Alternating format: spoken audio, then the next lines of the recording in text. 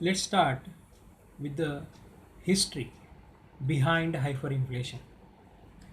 The Zimbabwe country is recently independent country. It got independence in 1980. Before that it was under the British rule. It was one of the British colony since 1890. From 1890 to 1979, the British were ruled Zimbabwe. But after 1960s, when other African countries were started getting independence, there was strong resistance took place from Zimbabwe political leadership for the independence, and accordingly the Britain granted independence to Zimbabwe in 1980. It was the Robert Mugabe who became the first prime minister of Zimbabwe, independent Zimbabwe, and he started taking independent policy decisions. But like other countries, many other countries, when Zimbabwe got independence, it had two choices in front of them, whether to accept socialism or capitalism. But it has the leadership's natural bending towards the socialism. They accepted the socialism, and accordingly they accepted the protectionism policy. And due to strong protectionism policy, here the heavy licensing system, the uh, protection to the domestic industry, lack of competition. On the other hand, heavy public spending through public expenditures, increasing public debt. These were episodes started from 1980s to 1997. So the second period that I'm talking about, first period is from before 1980s. The second period in independence Zimbabwe is 1980 to 1997. In this period, huge public debt increase, even the balance of payment crisis increase due to the structural rigidities, fall in the agricultural production, increase in import bill due to increase in oil prices, decrease in export revenue, fall in export revenue, competitive due to lack of competition, due to protectionism, lack of competition, the export sector not able to make much. That's why export revenue fail and import will increase. Under this problem, IMF came forward and started giving helping hand to Zimbabwe government. It's very interesting to know Zimbabwe's rate of inflation at the beginning of independence, that was 7%, and in 1997 it increased to 20%. But IMF already started giving helping hand and the under the structural relief program. Now the third phase, which started in Zimbabwe, that was the year 1998, when the government of Zimbabwe made payout to war veterans of independence war of Zimbabwe. Here nearly 2 billion Zimbabwe dollar paid to the war veterans, and Robert Mugabe planned to recover these from increasing taxes. But unfortunately, the labor unions in Zimbabwe resisted strongly for the tax increase, and that is how Robert Mugabe find difficult to recover the payout made to war veterans. So that is why they made ultimate decision to monetize the fiscal deficit from the Reserve Bank of Zimbabwe. It means nearly 2 billion Zimbabwe dollar printed by the Reserve Bank of Zimbabwe and handed over to the government of Zimbabwe to finance the payout made to war veterans. That is called as monetization of fiscal deficit, and here the black episode started. It resulted into huge increase in the money supply in the economy, Zimbabwe's economy, and that huge increase in the money supply resulted into increase in inflation over the year from 20% in 1997 to 48% in 1998. But story starts here. Secondly, when liberation war in the Republic of Congo started, the Zimbabwe government provided support and made spending and participated in that Congo war. That did not liked by the international financial institutions, and thus IMF withdraw or suspend the financial support made to the Zimbabwe. This withdrawal of financial support made the loss of confidence of foreign investors in Zimbabwe, and the investors fly away from Zimbabwe. It created very bad reputation of Zimbabwe in the world, and now the situation become more serious. The monetization of fiscal deficit in 1998 made by the government of Zimbabwe is tried to control by the Reserve Bank of Zimbabwe by introducing tight monetary policy.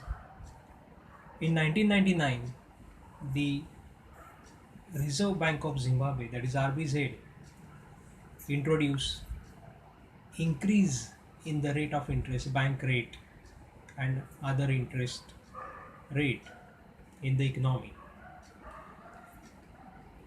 The increase in the rate of interest control the situation and curb the supply of money. But it was the year 2000 when another episode took place.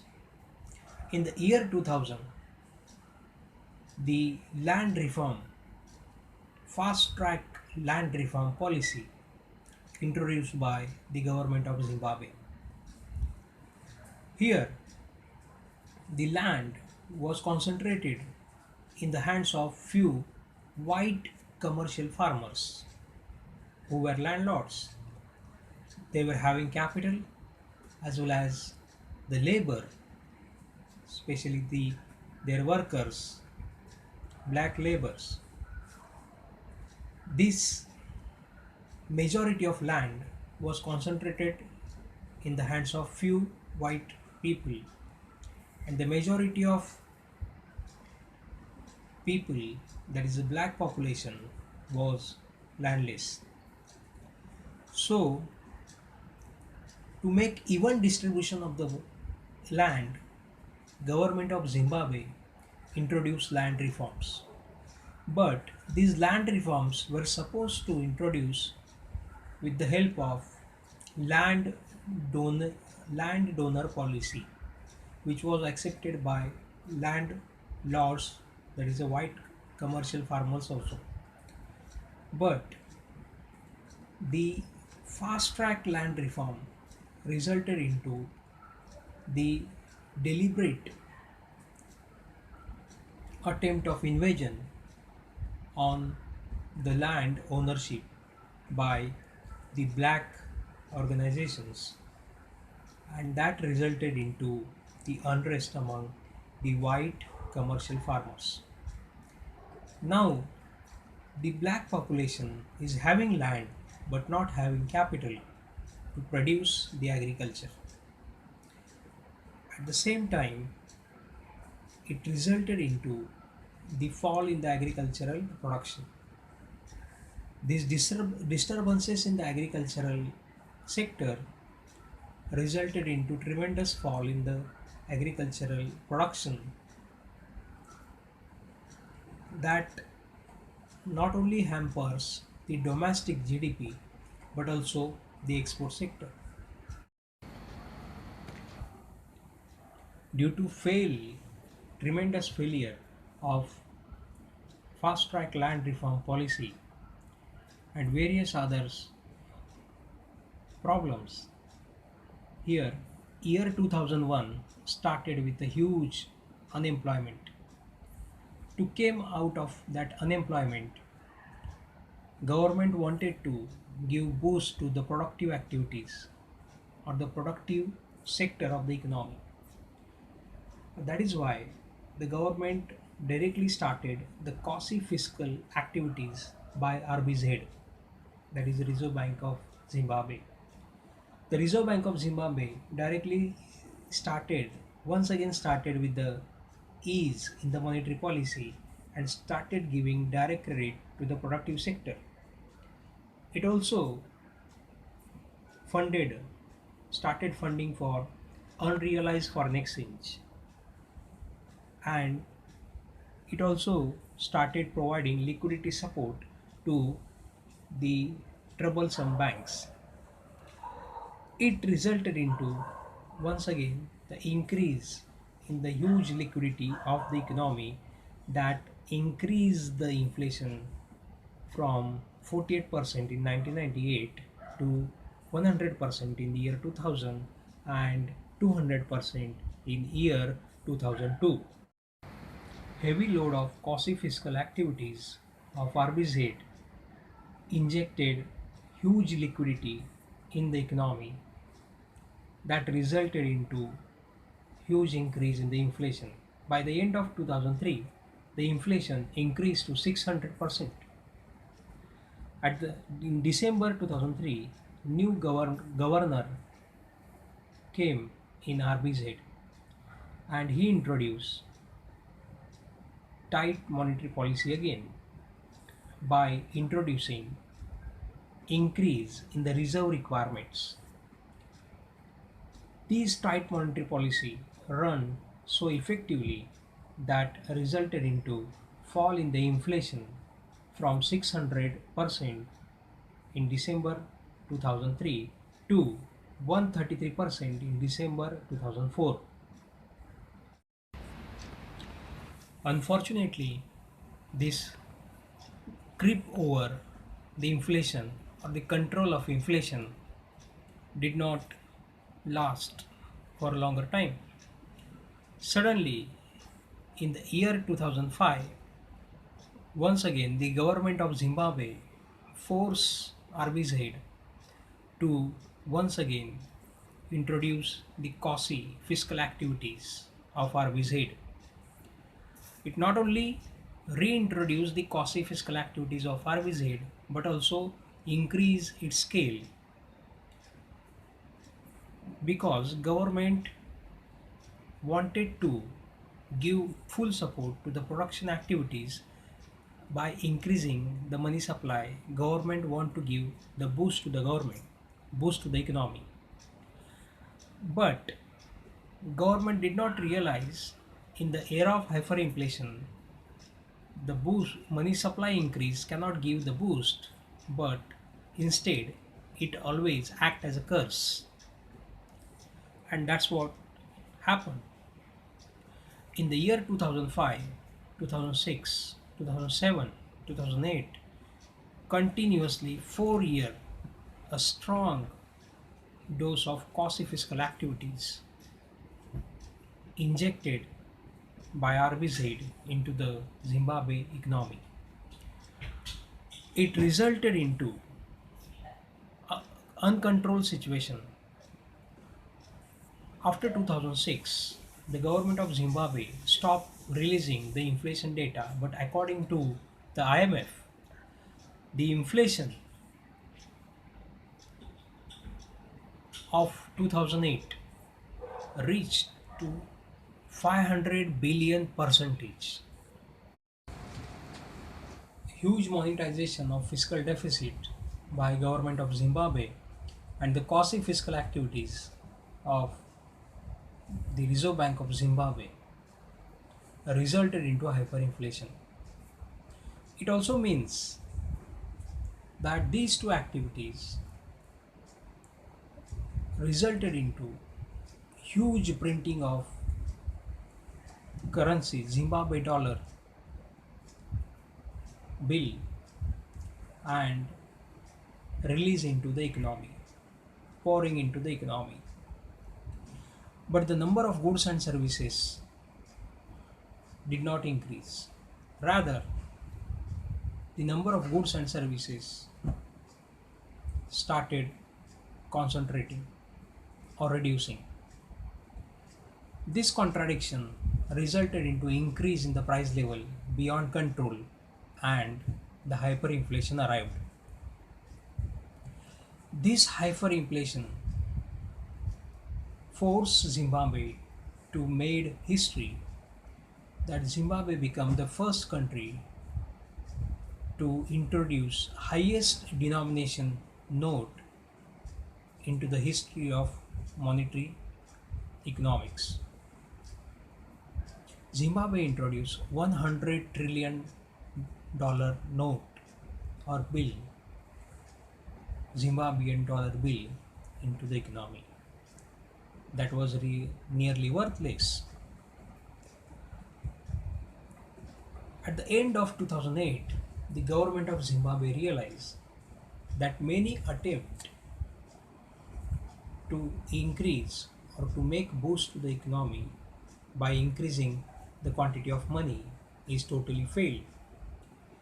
And that is why the government of Zimbabwe stopped printing more money, stopped printing the Zimbabwean dollar ultimately. At the same time, the government of Zimbabwe made other foreign currencies as a legal tender of Zimbabwe. Here, now we are going on the ultimate cause of inflation. In the PBS TV series of Free to Choose, Nobel laureate Milton Friedman made 10 episodes, where the episode number 9, titled How to Cure Inflation, in which Milton Friedman well explained the ultimate cause of inflation and how to stop it. You can see in the episode 9, after 22 minutes and 40 seconds up to 28 minutes, that episode 9 is talking about the ultimate cause of inflation. I would request all of you to go through the entire episode, How to Cure Inflation. The entire episode is very insightful thought, full of thoughts of Milton Friedman of free economy. Rather, I would request all of you to go through all 10 episodes of Free to Choose network, which are driven by the Milton Friedman thoughts. Thank you.